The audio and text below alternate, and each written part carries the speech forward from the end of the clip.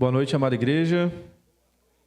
Mais uma vez, uma bênção estarmos aqui reunidos na presença do Senhor, ouvindo Sua palavra para o nosso crescimento, edificação, com certeza, e bênçãos para nossas vidas. Vamos fazer o fechamento da temática da Jucade do mês de setembro, perdão. A gente já está indo para outubro. E o tema é Chamados para Fazer a Diferença. E a gente vai ter a honra aqui de fechar esse tema tão abençoado que foi trabalhado durante esse mês. Mas antes disso, eu peço a gentileza da oração do pastor Afrânio para começarmos. Te bendizemos, Pai Santo, te bendizemos e te glorificamos pela tua condução neste culto maravilhoso. Já nos liberaste os 5 minutos de oração, já tivemos uma tremenda e maravilhosa ministração, tanto quanto tremendos e lindos louvores. E agora, Pai, capacita-nos também para que ouçamos, para que possamos absorver a palavra que já colocaste no coração do teu servo, o nosso amado ministro Yuri Oliveira, já devidamente ungido pelo teu Espírito Santo. E desde já te agradecemos, Pai, por essa palavra. Em nome de Jesus, amém. Amém. Também aproveitar para saudar os irmãos que assistem pela internet e que vão assistir depois também pelo canal no YouTube. Ponto. Que o cristão, que nós fomos chamados para fazer a diferença, é algo normal, né? A gente sabe dessa responsabilidade. Nós não podemos nos amoldar. Tem vários trechos da Bíblia que falam que nós não devemos nos amoldar aos comportamentos desse mundo. Nós não devemos deixar penetrar as ideologias desse século no nosso coração. Que nós devemos ter e ser uma diferença, como foi pregado, de sermos o sal, de sermos a luz, de fazermos a diferença onde quer que nós estejamos. E isso realmente uma responsabilidade de todos nós e nós fomos chamados para isso. E nós fomos chamados por Deus para essa responsabilidade, porque é dessa forma que Deus ele fala também com outras pessoas. É através da minha vida, da sua vida, de nossas vidas, que Deus se comunica com outras pessoas também, que buscam esperança, que buscam algum direcionamento, que buscam algum tipo de ajuda. Então, é fato notório que nós fomos chamados para fazer diferente. Eu e você, nós temos que entender que isso é uma responsabilidade que está em nossas vidas. Só que ao mesmo tempo que nós entendemos essa responsabilidade, ao mesmo tempo que nós assumimos essa responsabilidade, vem conosco, vem de bandeja para nossas vidas, um crescimento espiritual, pessoal, profissional, em todos os âmbitos da nossa vida.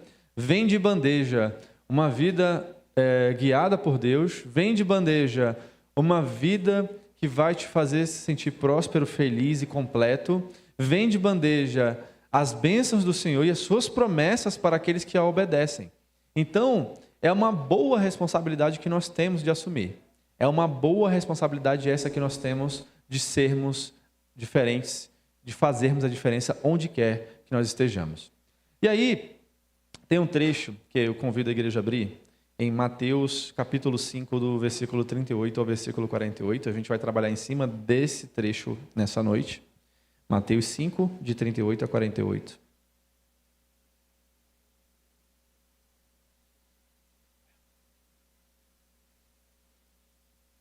Assim diz a palavra de Deus para nossas vidas. Ouvistes o que foi dito, olho por olho, dente por dente. Eu, porém, vos digo, não resistais ao perverso, mas a qualquer que te ferir na face direita, volta-lhe também a outra. E ao que quer demandar contigo e tirar-te a túnica, deixa-lhe também a capa. Se alguém te obrigar a andar 1 milha, vai com ele 2. Dá a quem te pede e não volte as costas ao que deseja que lhe emprestes. Ouvistes o que foi dito, amarás o teu próximo e odiarás o teu inimigo. Eu, porém, vos digo, amai os vossos inimigos e orai pelos que vos perseguem, para que vos torneis filhos do vosso Pai Celeste, porque Ele faz nascer o seu sol sobre maus e bons e vi chuva sobre justos e injustos. Porque se amardes os que vos amam, que recompensa tendes? Não fazem os publicanos também o mesmo? E se saudardes somente os vossos irmãos, que fazeis demais? Não fazem os gentios também o mesmo? Portanto, Sede vós perfeitos, como perfeito é o vosso Pai celeste. Todos sabem que aqui nesse contexto Jesus está dando um sermão no monte, é uma parte do sermão, do Sermão do Monte, que é um dos sermões mais famosos, mais conhecidos, mais replicados, mais ouvidos, e ele é aplicável em várias áreas das nossas vidas. E aqui ele fala para essas pessoas que estavam lá ouvindo, ele faz uma comparação, uma analogia, ele compara, ouvistes o que foi dito. Essa introdução dele dentro das frases daquilo que ele estava aplicando era para gerar justamente essa comparação. Ele estava gerando a comparação do quê? Vocês que já conhecem a lei, vocês que já ouviram falar muito sobre a lei, vocês que conhecem os costumes, ouvistes o que foi dito? Ou seja, ele está fazendo um contraponto a uma prática comum. Ele está pegando aquilo que era comum para aquelas pessoas da época, ele estava pegando algo que a gente poderia classificar como conhecimento popular e trazendo à tona, fazendo uma analogia qual era o posicionamento esperado. Em outras palavras, o que Jesus estava fazendo ali e que fez nesse trecho e naquele momento do Sermão do Monte era, quem já viu nas Olimpíadas o salto com vara? Já viram? Aí o atleta vai, ele delimita, né, ali uma altura, corre, joga vara, se pendura, se dobra todo e cai do outro lado, né? E quem lembra nas Olimpíadas do Brasil que aquele brasileiro nunca tinha subido naquela altura a vara contra o francês, que ficou em segundo lugar, e aí ele pegou e nunca tinha feito aquela altura, né? E aí ele foi e peitou ali o francês, ele subiu o sarrafo no maior nível que ele já tinha visto, ele nunca tinha treinado com aquilo, ele nunca tinha feito, mas ele subiu o sarrafo, foi lá e ganhou ouro no estádio olímpico, né, que é o estádio do Botafogo hoje. E aí, o que ele fez ali? Ele subiu o sarrafo para alguma coisa que nunca antes tinha sido feita. E o que Jesus faz aqui nesse trecho da palavra, é subir o sarrafo do nosso comportamento. Então, olho por olho, dente por dente, é a coisa mais fácil e mais comum do mundo. Alguém te dá um tapa do lado direito e você oferecer o lado esquerdo, aí não é comum. Então, o que Jesus faz? Ele sobe o sarrafo e provavelmente os discípulos, as pessoas que estavam lá ouvindo, devem ter ficado aterrorizados, né? Com isso, meu Deus do céu, que contraponto grande é esse em nossas vidas? E é exatamente esse o papel do Evangelho na minha vida e na tua vida, de fazer uma provocação radical conosco. Porque se a gente tiver um comportamento similar ao publicano, aqui que ele usa como exemplo, o publicano e o gentil, que diferença nós estamos fazendo na terra? Que sal é esse que é igual a todo mundo? Que luz é essa que é igual ao gentil e ao publicano? Então Jesus, ele sobe o sarrafo, e aqui, dentro do sentimento que ele traz, talvez alguns já tenham ouvido falar esse termo, nos termos atuais de administração, de gestão, tem um termo que chama accountability. Vocês já ouviram falar isso alguma vez? Não. O que é isso? É a capacidade que uma pessoa tem de ser autorresponsável, ela ter dinamismo e predisposição de resolver os problemas sem ficar culpando outros. Ela é, resumindo, uma pessoa autorresponsável. Porque qual é o problema disso na sociedade? A terceirização de responsabilidade em todas as áreas da nossa vida. É uma pessoa que tem problemas na vida, por exemplo, se ela tem um problema na igreja, ela culpa o pastor, o líder, a pastora, os irmãos. É aquela pessoa no trabalho que ela não assume responsabilidades, a culpa sempre é do outro, do próximo, do tempo, do clima. É aquela pessoa em casa que nunca assume a responsabilidade daquilo que ela tem que fazer, ou ela nunca assume a dianteira de resolver um problema, ou às vezes até de levantar uma bandeira branca para resolver um conflito. É aquela pessoa que terceiriza, essa pessoa que não tem essa habilidade, é essa pessoa que terceiriza tudo, e é uma pessoa que ela vive meio agoniada com tudo, ela não consegue ser resolutiva. E essa habilidade que Jesus desperta é muito admirada e é muito valorizada hoje. a pessoa que tem essa capacidade e tem esse discernimento, essa sabedoria, essa habilidade, ela é muito valorizada em todos os meios da nossa vida. Não é verdade? Uma pessoa dessa, que a gente fosse encaixar no nosso contexto, é uma pessoa que ela é solucionadora de problemas, é uma pessoa que não é vitimista, ela não fica se vitimizando com tudo. Essa pessoa aqui, ela é uma pessoa que toma dianteira de situações para resolver. É aquela pessoa que tem a visão um pouco mais ampla, é aquela pessoa que enxerga o contexto, o todo. Essa pessoa é muito valorizada. Hoje em dia é uma habilidade que Jesus desperta ali nos discípulos e nas pessoas que estavam ouvindo ali. Então, tem um excelente aprendizado que nós podemos tirar desse trecho para elucidar como que deve ser o nosso comportamento nos dias atuais. Como que dentro daquilo que é o tema, que nós somos chamados para fazer a diferença, esse trecho aqui de 10 versículos nos ensina muita coisa e a gente vai trabalhar nisso nessa noite. O tema abordado é chamados para fazer a diferença, então esse é o cerne daquilo que a gente está discutindo aqui agora.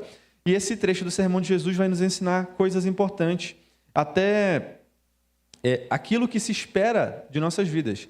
Vai coadunar um pouco com a palavra do que o Ed trouxe no sábado passado, que ele usa lá o trecho de Timóteo no começo da pregação, falando que o que se espera do comportamento cristão é o amor, né? A ação com compaixão, é a ação que traz benefícios para outras pessoas também. E aí, qual é o primeiro trecho daquilo que a gente vai dividir para falar aqui? Ouvistes o que foi dito, olho por olho, dente por dente. Eu, porém, vos digo, não resistais ao perverso, mas a qualquer que te ferir a face direita, volta-lhe também a outra, e ao que der mandar contigo tirar-te a túnica, deixa também a capa. Então, aqui Jesus, nesse primeiro ponto, ele está falando sobre uma lei da vingança, a lei da retaliação. E a recomendação de Jesus, ela é até simples, né? Ela é simplista. Ele fala que em vez de você pagar o mal com o mal, ele nos diz que a gente não deve resistir ao perverso. E aí, qual é o contexto que traz aqui? Não resistir ao perverso é não ficar dando corda, é a recomendação dele, à perversidade. Resistir ao perverso é justamente você querer entrar em um tipo de embate, em um tipo de disputa em que você acaba se sujando. É como se um porco todo sujo, cheio do pecado, cheio da perversidade, te encontra limpo, bonitão, quem vai para a fazenda ali, o Marcelinho que vai para a fazenda, chega lá com aquela calça branca, com aquela camisa branca, aí tem, se bem que o Marcelo gosta de ficar na mão também, né, Marcelo, de sujar, mas imagina que ele vai sair com a Thaís depois, ele chega todo limpo na fazenda e tem que sair limpo depois. O porco, ele está na lama, então, ele não tem nada a perder. Quem tem a perder é o Marcelo, que se ele for para lá com o porco na lama, ele vai se sujar. É basicamente o ensinamento que Jesus traz aqui para a gente, da gente não resistir ao perverso, é que se o perverso já tem a perversidade no seu coração, a maldade no seu coração, resistir a ele, começar a entrar em um embate, a gente começa a se sujar junto com ele. Então não resistam ao perverso. O ensinamento que ele traz, ou seja, eu não espero de um servo de Deus que ele entre em retaliações, que ele entre em devoluções infinitas, que ele entre em vingança, que ele fique querendo se vingar, que ele fique querendo armar, que ele fique querendo derrubar, que ele fique querendo achar brechas para destruir aquela pessoa. Não. O que ele diz? Até porque nesse ponto, se a gente chegar nesse ponto, a gente está sendo perverso também. E aí aquele pecado que era dele vira pecado nosso. Então é o desafio que a gente tem como cristão e nós fomos chamados para fazer a diferença. Então, o exemplo da face direita que Jesus traz aqui, e aí fora a Bíblia, que isso aqui é contexto histórico, tá? Então, contexto histórico tem autores e autores, eu só estou elucidando, trazendo um ponto aqui para a gente. Ele fala da face direita, né? E a gente sempre imaginou que era pegar um tapa aqui, virar, enfim. É isso que a gente imagina exatamente daquilo que a gente lê aqui, né? Mas a maioria das pessoas é destra, certo? Então, um tapa do lado direito, ou ele vem de um canhoto, de um esquerdo, né? Ou ele vem com a parte, o dorso, né? A parte interna. E aí, o que isso tem a ver? Aí a gente vai entendendo um pouco da cultura, por isso que eu estou falando que é questão fora a Bíblia, tá? Culturalmente, historicamente, esse tipo de ofensa com o dorso, ele é mais uma agressão estrutural, ele é mais uma agressão social do que física. Até porque um tapa não mata ninguém, dependendo também, né? Não sei. Mas um tapa não é algo que vai matar alguém. Mas a intenção desse tapa não era machucar fisicamente. É machucar emocionalmente, é fragilizar e humilhar. E ele era aplicado como? Pelos superiores em uma forma de castigo, de punição aos escravos. Aí que a gente vai começando a entender, meu Deus, tem muita sabedoria naquilo que Jesus traz. Então, o exemplo da face direita, dentro desse contexto, tem essa conotação. E o que significa dar a outra face? Dar o outro lado. É dizer que você não vai, primeiro, se sujeitar àquela humilhação, mas tampouco você vai revidar com violência ou com humilhação aquele que está te ofendendo, aquele que está querendo te humilhar. E aí tem um louvor, longe de mim querer cantar isso, mas que fala assim: o inimigo tenta laços e embaraços para nos derrotar. E aí o que é virar a face direita? Mas não vai. E aí a gente se perde muitas vezes no personagem, se deixa tomar pela ira, que é o quê? Quando alguém vem tentar nos humilhar, quando alguém vem tentar nos rebaixar, a reação dessa carne maldita que ainda estamos aqui na terra é querer o quê? Humilhar também, revidar também, diminuir aquela pessoa e entra naquela discussão. E nesse barulho todo, quem está de fora olha, não consegue discernir quem é de Deus e quem não é de Deus, porque se misturou. Então Jesus ensina sobre isso e traz esse ponto para a gente, e fala também, aquele que quer demandar contigo e tirar-te a túnica, que ou seja, uma parte da vestimenta, deixa também levar a capa. Ou seja, irmão, tu quer briga só. Yuri, quer dizer que se a gente vai ser besta, não é, pelo contrário, aqui é ser sábio. A gente vai evitar muitos desses problemas. E o que acontece é que algumas vezes a gente já começou a entrar nesse problema. Aí vem um outro lado de um problema nosso da carne, que é o orgulho. É que a gente já entrou, aí tu fala assim, agora não vou perder, né? Eu já entrei, a gente já vai para o orgulho. Então, antes de entrar no orgulho, antes de entrar na revidação, lembre do que Jesus falou. Não entre nesse tipo de coisa, porque não pertence às nossas vidas. Não coaduna com a minha e com a tua postura como cristão. Então, ele traz esse ponto importante, que a gente deve se colocar aqui não como inferior, que é a intenção da humilhação, né? Mas como superior. Porque o superior, e a gente lembra dos animais, a gente sempre fala da visão da águia. O que é admirado da visão da águia? Ela enxerga muito longe. E a visão de águia numa situação dessa é enxergar quais são os possíveis problemas que podem estar dentro desse problema pequeno que às vezes se começa ali. Um exemplo prático para nossas vidas, às vezes vem uma discussão pequena, que se você deixar a ira te dominar, você vai o quê? Transformar isso numa ferida na outra pessoa. Essa ferida pode se tornar um remorso. Esse remorso pode virar uma falta de perdão. Essa falta de perdão pode virar um afastamento. Esse afastamento pode virar um esfriamento. Esse esfriamento pode virar um processo judicial, pode virar uma separação, ele pode virar uma série de outras coisas. Então, a gente tem que cuidar agora quando é pequeno e não deixar crescer. Então, esse é um ponto para as nossas vidas que Jesus traz de forma muito, muito sábia. Se alguém pedir a túnica, ele fala que nós devemos entregar a capa. Ou seja, quando um não quer, esse é um ditado muito famoso, né? Quando um não quer, dois não brigam. E é essa a chamada de Jesus para nossas vidas. A gente tem tanta coisa boa para se preocupar do que ficar entrando em briga e querendo ganhar briga. Porque quem ganha briga, na verdade, não está ganhando nada, né? Não está ganhando nada no final. A gente lembra também que quando Pedro corta a orelha de Malco, lembra dessa história? Quando Jesus foi entregue? E aí, a nossa cultura, ela valoriza muito o valente, né? Os heróis, os filmes, não valorizam os valentes? É o grandão, é aquele cara que não leva desaforo para casa, é aquele cara que briga e derruba um, derruba dois, é aquele cara que não perde discussão, é aquele cara, o grandão, é o valente. O valente, tem muito valente no cemitério, vocês sabem, né? Tem muito. Tá cheio de valente no cemitério.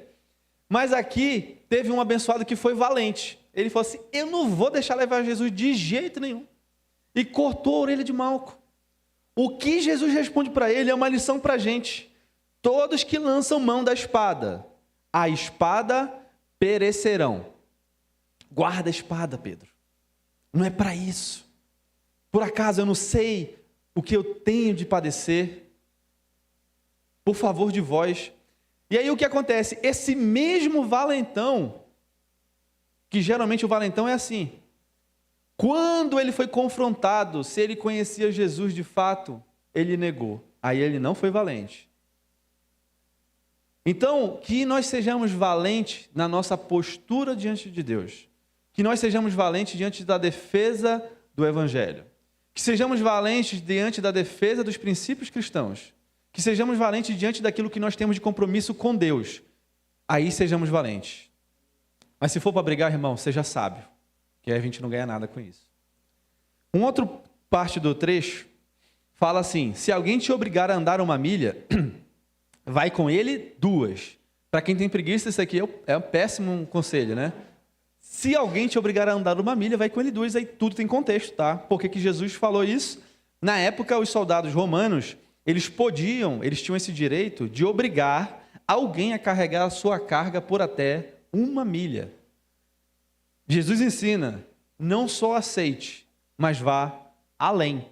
Imagina, Samuel pequeno saiu para comprar pão. Aí do nada aparece um soldado para ele, aí ele só ia comprar pão. E fala assim: olha, tu vai carregar isso aqui para mim por 1 milha.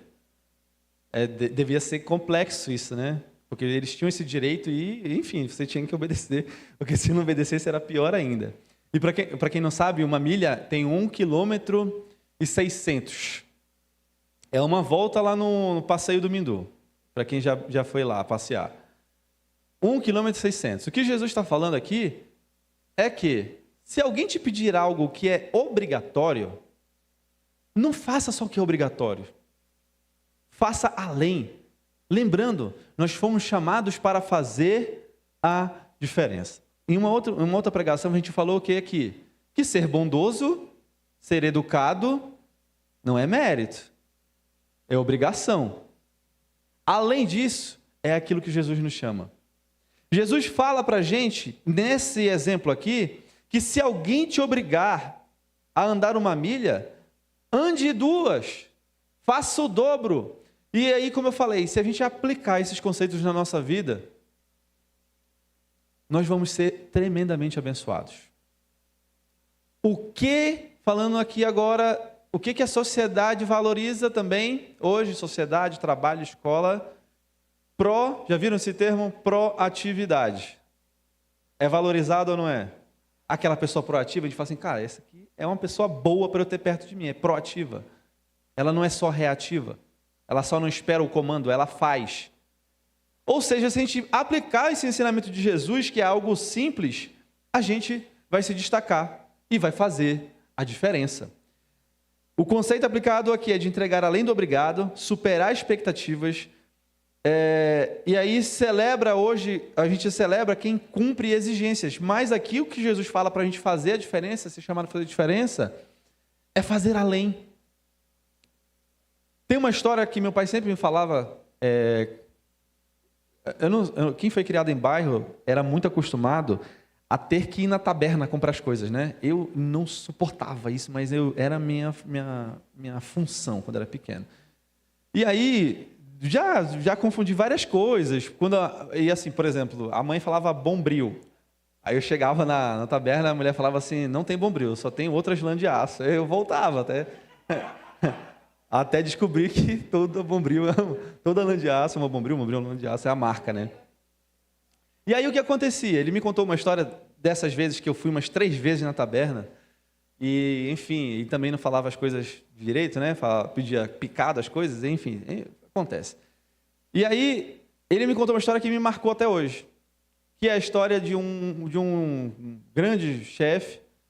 E aí uma pessoa chega para ele e pergunta: pô, chefe, eu vi que o senhor promoveu o ciclano ali e não me promoveu. O que o senhor tem contra mim? Aí ele: vamos fazer um teste, eu vou te responder isso, mas vou já te responder, eu vou te pedir um favor aqui. Vai lá na feira e compra uma banana. Aí ele foi na feira, eu acho que ele já sabia que não tinha, né? E não tinha banana. Aí ele voltou, aí falou: chefe, não tinha banana. Ele falou: espera aqui. Fulano, o que tinha sido promovido, vai lá na feira e compra uma banana. Aí ele olhou assim: mas não tem banana. E o rapaz foi. Foi, voltou. Falou assim: chefe, seguinte, não tinha banana, mas tinha maçã, tinha mamão, tinha melão. Eu trouxe aqui, caso o senhor queira ficar com alguma coisa, já deixei pago. Caso o senhor não queira, eu já alinhei com ele que a gente devolve lá sem problema nenhum. Aí ele olhou para o outro. Você viu a diferença daquilo que faz o que tem que ser feito e aquele que faz além? Então o que Jesus chama eu e você é fazer além. É enxergar as situações da nossa vida, do nosso cotidiano e andar essa outra milha. A outra milha pode ser o quê? Paciência. Não quer dizer que você vai ficar andando por aí, né? Quer dizer que você vai ser mais paciente. Talvez a outra milha é ser mais bondoso. Talvez a outra milha é ser mais ouvinte, ajudar. Talvez a outra milha é ser mais auxiliador. Talvez essa outra milha é ser mais ativo nas demandas. É isso que é a outra milha. A outra parte que ele fala sobre esse mesmo tema é: dá a quem te pede e não volte as costas ao que deseja que lhe emprestes. Nesse ponto, Jesus está falando ali com os discípulos e com as pessoas sobre bondade, generosidade. Mas, além disso, tem um ponto importante, que é o quê? Dar a quem te pede e não volte as costas a quem lhe procura para emprestar. Ou seja, dentro desse contexto, ele está ensinando para a gente de fazer a diferença, ele está ensinando para a gente que nós, se tivermos a oportunidade, se tivermos a disponibilidade, dê a quem te pede. Seja generoso. E também não volte as costas, não vire as costas a quem lhe procura. Ou seja, ouça, entenda o contexto. Que o que é mais difícil hoje em dia é a capacidade, a gente perdeu uma capacidade, nós, humanos, nós perdemos a capacidade, essa habilidade de ouvir as pessoas, as demandas das pessoas. A gente já chega com bloqueios, a pessoa começa a falar, você cria outros bloqueios, e aí acaba que ninguém ouve ninguém. Os mais antigos têm essa habilidade, e por isso tiveram muito sucesso em muitas coisas, porque eles aprenderam a ouvir. O que Jesus ensina aqui, de não voltar as costas, é entender as demandas da pessoa, e se você pode ajudá-la, por que não ajudá-la? É um tema sensível, né? Mas é uma responsabilidade compartilhada. Porque se você empresta de alguém, não entrando nesse mérito aqui agora, que não é o cerne da pregação, você também tem a responsabilidade de honrar aqueles compromissos que você fez. Porque a pessoa que emprestou, ela também conta com aquilo, né? A não ser que seja alguém que tenha muito e aí, no caso, não emprestaria, ele daria. Se não teve a capacidade de dar e de emprestar, é porque ele conta com aquilo de volta. E a nossa responsabilidade compartilhada é honrar o compromisso também. Mas o que Jesus traz é que nós, nesse contexto, precisamos ter uma escuta ativa. Existem demandas de pessoas próximas, às vezes não tão próximas assim, que são muitas vezes ignoradas. E fazer a diferença é ter esse olhar ativo e atento. Continuando, ele fala: ouvistes o que foi dito, amarás o teu próximo e odiarás o teu inimigo. Eu, porém, vos digo, amai os vossos inimigos e orai pelos que vos perseguem, para que vos torneis filhos do vosso Pai Celeste, porque Ele faz nascer o seu sol sobre maus e bons, e vir chuva sobre justos e injustos. Porque se vocês amam, porque se amardes os que vos amam, que recompensa tendes? Não fazem os publicanos também a mesma coisa? E se saudardes somente os vossos irmãos, que fazeis demais? Não fazem os gentios também o mesmo? Portanto, sede vós perfeitos, como é perfeito o vosso Pai Celeste. Então aqui Jesus ensina para a gente que as expectativas de Deus a respeito do nosso relacionamento com inimigos e perseguidores, é um relacionamento de amor. Por mais diferente e estranho que isso possa soar no mundo atual. O que Jesus espera de mim e de você como pessoas que fazem a diferença é amar os seus inimigos. É orar pelos que te perseguem. Existe uma promessa dentro disso. Existe sabedoria dentro disso, a gente vai já ler Provérbios. Que se você fizer e cumprir isto, Deus vai lhe honrar. E muitos problemas serão resolvidos dessa forma, biblicamente. Comumente, a gente é incitado ao ódio. A gente é motivado pelo ódio. A gente recebe mensagens de ódio. A revolta, e assim, às vezes, no menor das oportunidades que nós temos, que ela aparece, na menor oportunidade, a gente tem que acabar. Porque se você deixa criar raiz de amargura no teu coração, ela te leva para o buraco. Ela te destrói totalmente. O ódio e a amargura nos destroem. Então a gente tem que ter muito cuidado. Resolva as pendências enquanto são pequenas. Porque se criar raiz de amargura, é muito difícil tratar depois. E aí, Jesus nos provoca a amar os nossos inimigos. Olha que loucura, né? Amar o seu inimigo. Amar alguém que declaradamente quer o seu mal. Amar alguém que deseja o teu mal. Amar alguém que arma coisas para te derrubar. Amar alguém que não quer o teu bem. Amar alguém que não te ama. Mas a gente fala assim, mas isso é difícil. Qual é o sentido disso? E ele responde lá no final, se vocês amarem só quem ama vocês, que diferença vocês estão fazendo na terra? Essa é uma das grandes mensagens de esperança para a humanidade. Essa é uma das grandes mensagens de mudança de paradigmas dentro do contexto que a gente vive. Porque imagina, se cada um dos seres humanos aqui, se a gente escolhe metade da Terra, daqueles bilhões e bilhões de pessoas que existem hoje, e metade desses bilhões começam a amar os seus inimigos, o quanto de guerra a gente ia acabar? O quanto de ódio a gente ia acabar? O quanto de matança a gente ia acabar? O quanto de problemas a gente ia resolver? Se a gente diminui e traz isso para a nossa área de atuação, se você for esse agente de amor, e às vezes até sendo aquele que planta a semente do bem para resolver conflitos, nós vamos desmoronar e desbaratar principados e potestades. Porque o que a palavra de Deus diz? Se o seu inimigo tiver fome, Provérbios 25, de 21 a 22, tá? Se o seu inimigo tiver fome, dê-lhe de comer. Se ele tiver sede, dê-lhe de beber. Fazendo isso, você amontoará brasas vivas sobre a cabeça dele. Brasas vivas a gente pode entender de várias formas, mas uma das formas que a gente pode interpretar é que o ódio, quando confrontado com o amor é maior. O amor vai enfraquecer o ódio.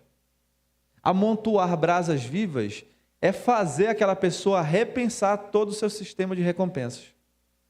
Quando alguém vem e te confronta com ódio, deseja o teu mal, e tu devolve com o bem, certamente mesmo o mais inescrupuloso que existe.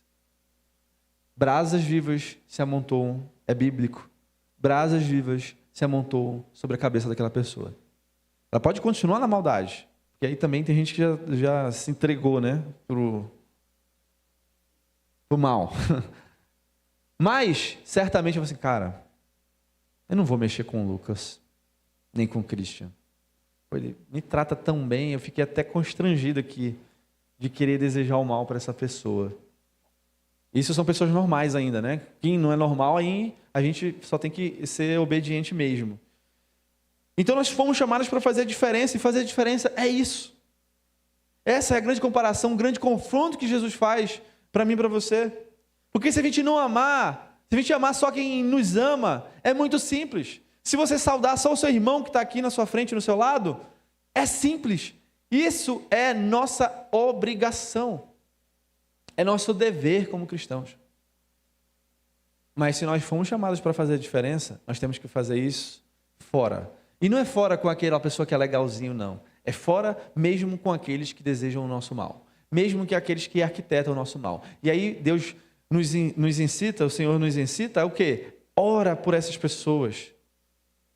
Mas não é, também tem um detalhe, né? Não é para orar para ela morrer, não é para orar para ela se arrebentar, é para orar para que ela encontre o mesmo caminho que você encontrou, é para orar para que encontre a mesma luz que você achou, é para você orar para que ela conheça o mesmo Deus que você conhece, porque se nós conhecemos Deus, e sabemos que se essa pessoa que nos odeia ou que deseja o nosso mal conhecer a Deus, esse sentimento não vai precisar nem de desculpa, ele vai sumir, ele vai sair, porque é o Senhor quem convence o homem do pecado. É o Espírito do Senhor que convence o homem do pecado. Então tem guerras que são espirituais, e a gente tem que usar armas espirituais. E aí a gente valoriza muita coisa, né?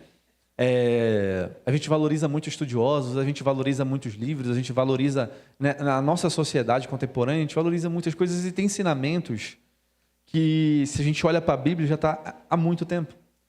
Todo mundo já ouviu falar do Napoleão Hill, que escreveu A Arte da Guerra, que participou de vários livros, Mais Esperto que o Diabo, e tem uma série de outros livros, né? Ele escreveu o prefácio da Arte da Guerra, tem outros livros que ele participa.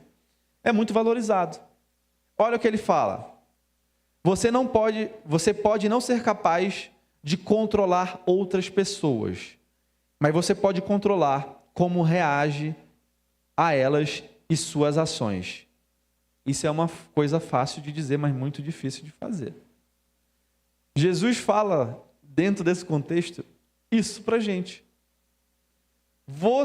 Nós não somos capazes de controlar as outras pessoas, mas você é totalmente capaz de controlar as suas reações a elas. E é essa a nossa responsabilidade. E aí, a gente chega num ponto desse exemplo de Jesus, de Mateus 5, falando do Sermão do Monte, que ele nos dá um norte de alguns comportamentos da nossa vida. Ele claramente nos chama a viver acima da média do mundo. Se a média é X, a gente não pode se enquadrar no X. A gente tem que ser acima da média. É uma responsabilidade que nós temos. É um dever que nós temos. Então, toda vez que a gente for falar qualquer coisa, evite inclusive a comparação. Mas o fulano faz. Esquece o fulano. O nosso padrão é Cristo. É a estatura de Cristo. Ele fala lá nesse trecho, sede perfeitos como é o vosso Pai Celestial. Então a gente tem que começar a tirar da nossa mente essas armadilhas que o próprio inimigo prega. Que é o quê? Não, mas o fulano faz. Assim, esquece o fulano, irmão. Esquece o fulano. É você e Deus. Mas Jesus faria isso? Não, então segue Jesus, não segue o fulano. O mundo diz, pague na mesma moeda, faça só o mínimo, cuide só de si e os outros que se virem. Jesus diz, ame quem te persegue, vá a segunda milha, dê mais do que te pedem e trate até o teu inimigo com bondade. Esse é o padrão que Jesus pede de mim e de você. Aqui está a verdadeira diferença. O discípulo, ele não reflete a cultura da época. O discípulo reflete o caráter do seu Criador. Se a gente for lembrar dos exemplos até citados nos outros sermões, José, quando perdoou os irmãos, ele não refletiu a cultura do Egito. Ele refletiu o caráter de Deus. Quando a gente lembra de Davi, quando poupou a Saul, ele não refletiu a cultura da guerra. Ele refletiu o caráter de Deus. Quando Estevão, lembra que Estevão orou por aqueles que iam lhe apedrejar? Ele não estava refletindo a cultura oriental. Ele estava refletindo o caráter de Deus. Todos eles refletiram o caráter do Pai. Então, dentro do contexto que a gente vive, da nossa sociedade, o nosso papel não é refletir a cultura da sociedade da época. A cultura da sociedade, ela está corrompida, caída, está presa a devaneios, está presa a ideologias, está presa à maldade e perversidade. Refletir essa cultura é refletir uma cultura do mal. O nosso padrão, o nosso foco é Cristo. É o caráter do Pai que nós devemos refletir. E aí, a gente fecha com um trecho que está em 1 Pedro 2, de 21 a 25. Porquanto, para isto mesmo, fostes chamados, vocês, nós fomos chamados, pois que também Cristo sofreu em vosso lugar, deixando-vos exemplo para seguirdes os seus passos, o qual não cometeu pecado, nem dolo algum se achou em sua boca, pois ele, quando ultrajado, não revidava com ultraje. Quando maltratado, não fazia ameaças, mas entregava-se àquele que julga retamente, carregando ele mesmo em seu corpo, sobre o madeiro, os nossos pecados, para que nós, mortos para os pecados, vivamos para a justiça. Por suas chagas fostes sarados, porque estavais desgarrados como ovelhas. Agora, porém, vos convertestes ao pastor e bispo da vossa alma. É isso que faz parte da nossa vida. Deus já pagou um alto preço para a gente entrar em discussão. Deus já pagou um alto preço para a gente ficar se sujando com perversidade. Deus já pagou, Ele matou a possibilidade daquela condenação que existia sobre nossas vidas. Ele tirou essa condenação de mim e de você. Ou seja, quem precisou fazer essa batalha, fez. E a Bíblia lembra que Jesus venceu essa batalha. Ele venceu principados e potestades. Ele expôs, eu esqueci o termo que fala quando espojos, né? Ele colocou os espojos daqueles principados e potestades. Quando ele ressuscita, ele coloca a vitória dele para mim e para você. Nós acreditarmos e termos fé nessa vitória.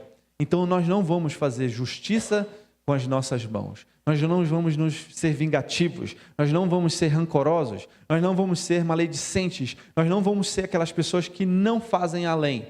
Pelo contrário, como o tema da Jucade propôs de forma tremenda para as nossas vidas, nós fomos chamados para fazer a diferença. Amém? Ministério de Louvor pode...